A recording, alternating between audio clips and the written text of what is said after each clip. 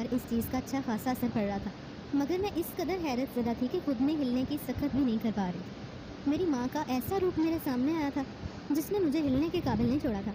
میرے ابا مجھے یہ سب باتیں کیوں کہا کرتے تھے، مجھے آج پتہ چلا تھا۔ تکلیف کی شدت سے میرا دل پھٹا جا رہا تھا۔ سامنے ہی میری ماں میرے باپ کے بجائے غیر مرد کی باہوں میں موجود تھی۔ وہ دونوں خود میں اس قدر گم تھے کہ انہیں میری موجودگی کا احساس بھی نہیں ہو رہا تھا۔ میری ماں نے خود کو مکمل طور پر اس اجنبی کے سپرد کیا ہوا تھا۔ دونوں لباس جیسی قید سے بالکل آزاد تھے۔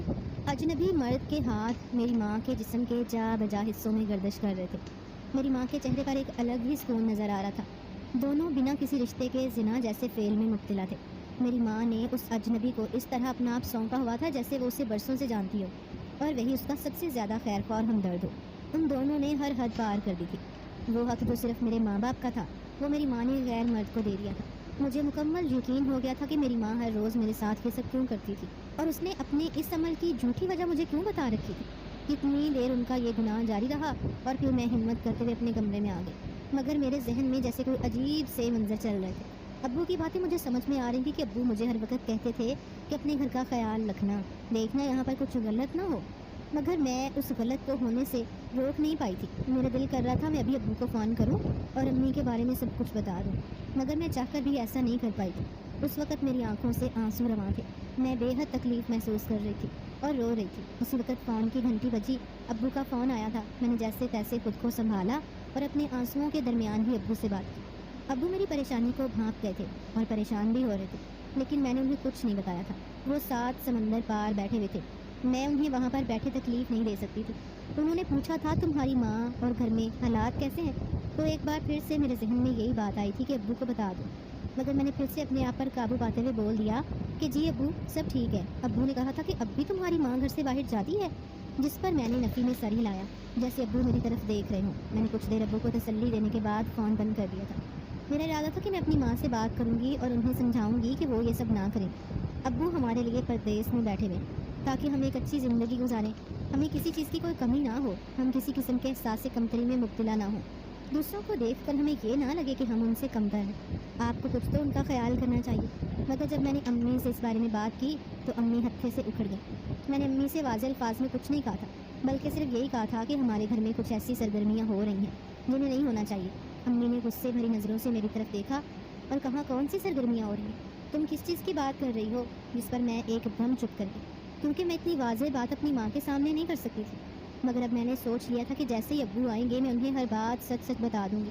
ابو بہت دنوں بعد گھر آئے تھے اور امی کی میرے لیے ڈانٹ عروج پر تھی۔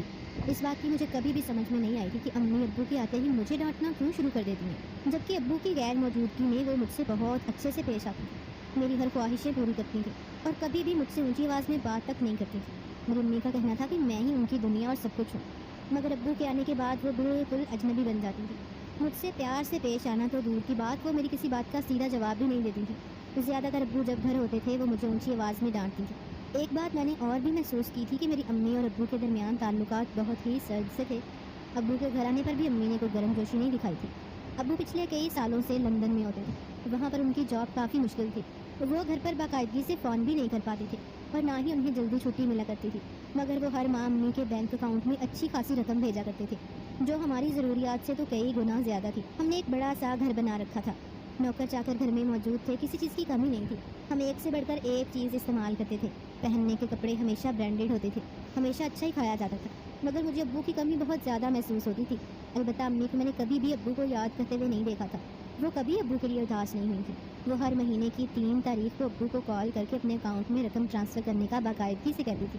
اس کے علاوہ انہوں نے کبھی بھی ابو سے بات کرنے کا خیال نہیں آیا تھا۔ امی کا ایسا رویہ مجھے بہت دکھ دیتا تھا۔ ابو اتنی سخت ڈیوٹی اپنے گھر سے دور رہ کر صرف ہمارے عیش اور آرام کی خاطر کر رہے تھے، مگر امی کو ان کی اس قربانی کی کوئی قدر نہیں تھی اور یہ بات مجھے بے حد تکلیف دیتی تھی۔ مگر میں اپنی امی سے بھی بہت پیار کرتی تھی، انہیں کھونا نہیں چاہتی تھی، اس لیے ان کی ایسی ناانصافی دیکھ کر بھی میں چپ ہو جایا کرتی تھی۔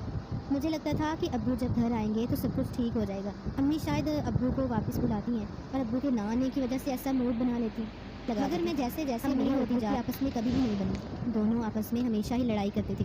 ابو کو میں نے ہمیشہ مصلحت کے تحت خاموش ہوتے دیکھا تھا، مگر میری ماں مصلحت کی کوئی بھی کوشش نہیں کرتی تھی۔ ہمارے گھر میں ہمارے رشتہ دار بھی نہیں آتے تھے، مجھے ایسا لگتا تھا جیسے امی ابو کے آپس کے ایسے رویوں کے پیچھے ضرور کوئی وجہ ہے۔ ابو بلا وجہ پردیس جا کر نہیں بیٹھے، انہوں نے اتنا پیسہ اکٹھا کر لیا تھا کہ واپس آ کر کوئی بھی کاروبار شروع کر لیتے، مگر وہ یہاں آنے کا نام ہی نہیں لیتے تھے۔ البتہ مجھے بے حد یاد کرتے تھے اور باقاعدگی سے فون کالز بھی کیا کرتے تھے۔ کبھی کبھار تو ان کی 2 سے 3 کالز بھی ایک دن میں آ جاتی تھی اور ہم گھنٹوں باتیں کیا کرتے تھے۔ میں جب ابو سے بات کر رہی ہوتی تو امی کا موڈ آف ہوتا، مگر جب میں بات کرتے کرتے موبائل رکھ دیتی تو امی پھر سے میرے ساتھ پہلے جیسی ہو جایا کرتی تھی۔ ان سب حرکتوں کے درمیان ایک حرکت بہت ہی زیادہ عجیب تھی، اور وہ یہ تھی کہ امی مجھے ہر روز دن میں کچھ گھنٹوں کے لیے اسٹور روم میں بند کر دیا کرتی تھی۔ پہلے وہ گھر سے باہر جایا کرتی تھی، مگر جب سے ابو نے مجھے گھر کا خیال رکھنے اور اپنی امی پر نظر رکھنے کے لیے کہا تھا، تبھی میں ان سے بہت زیادہ سوال و جواب کرنے لگی تھی، جس کے بعد انہوں نے مجھے اسٹور روم میں بند کرنا شروع کر دیا تھا۔ اور اسٹور روم میں بند کرنے کے پیچھے جو وجہ بتائی تھی اس نے مجھے شرمندہ کر کے رکھ دیا تھا۔ مجھے اپنی امی سے ایسی بات کی امید نہیں تھی، مگر میں چپ چاپ امی کے کہنے پر اسٹور روم میں بند ہو جایا کرتی تھی۔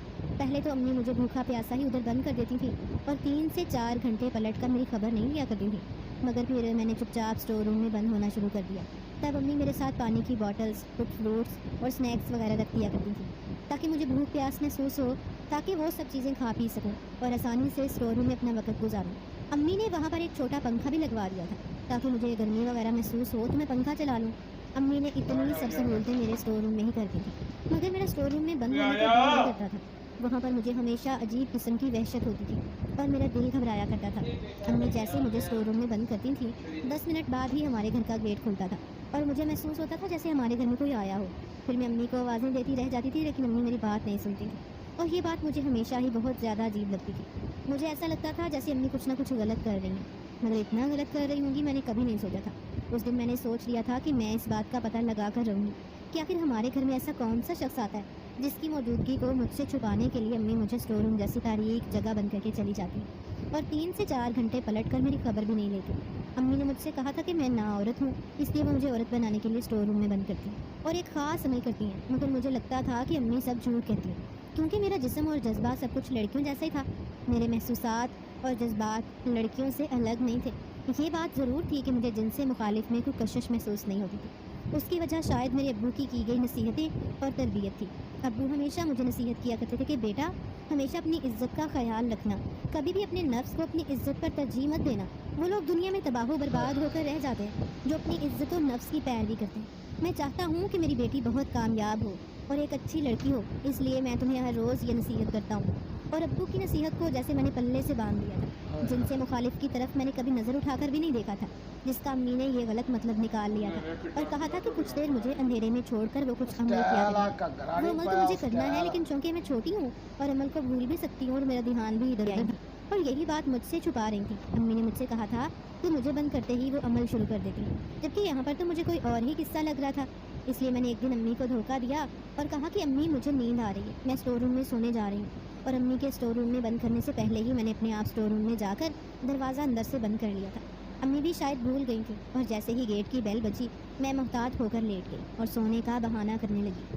امی اس مرد کو گھر کے اندر لے گئیں اور تقریباً آدھا گھنٹہ گزرنے کے بعد میں نے دروازہ کھولا تو وہ کھلا ہوا تھا۔ امی نے آج باہر سے کنڈی نہیں لگائی تھی۔ یہ میرے لیے خوش قسمت ترین دن تھا، لیکن ایک طرح سے یہ بدقسمت ترین دن بھی بننے والا تھا۔ میں اسٹور روم سے نکلی اور گھر کے اندرونی حصے کی طرف چلی گئی۔ اسٹور روم چھت کے اوپر تھا، پورے گھر میں سناٹا چھایا ہوا تھا۔ مجھے ایک لمحے کے لیے اپنی سوچ پر شرمندگی ہوئی تھی، مگر وہ مرد میری آنکھوں کے سامنے گھر کے اندر داخل ہوا تھا۔ میں اس بات کو نظر انداز نہیں کر سکتی تھی۔ میں نے جیسے ہی جا کر امی کے کمرے کا دروازہ کھولا تو وہ لاک نہیں تھا۔ آدھا دروازہ کھول کر اندر کا جو منظر میں نے دیکھا تھا اس نے میرے ہوش اڑا دیے تھے۔ امی غیر مرد کے ساتھ لپٹی ہوئی تھی اور ساری حدیں پار کر رہی تھی۔